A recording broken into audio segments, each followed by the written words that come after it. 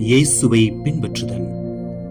தூய Assisi Francis இயேசுவை பின்பற்றுவதை ஒரு கடமையாக பார்க்கவில்லை, 3 நிலைகளில் பார்க்கின்றார். 1.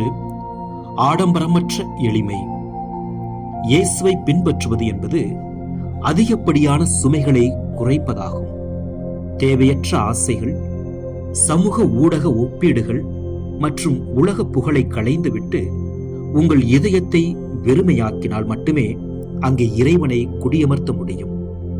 2. சிலுவையில் அன்பு. தூய பிரான்சிஸ் இயேசுவின் காயங்களை நேசித்தார்.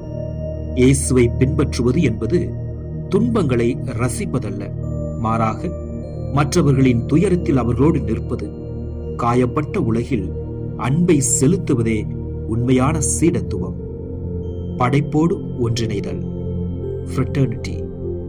அனைவரையும் சகோதரர் சகோதரி என்று அழைத்த பிரான்சிஸ் இயேசுவை பின்பற்றுவதை உறவுகளின் வழியாக கண்டார்.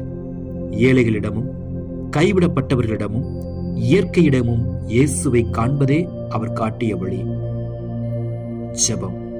அன்புள்ள இயேசுவே, தூய அசிசி பிரான்சிஸை போல நானும் உம்மை முழு இதயத்தோடு நேசிக்க கற்றுத்தாரும். எனது தேவையற்ற பிடிவாதங்களிலிருந்தும் உலக பெருமைகளிலிருந்தும் எனக்கு விடுதலை தாரும்.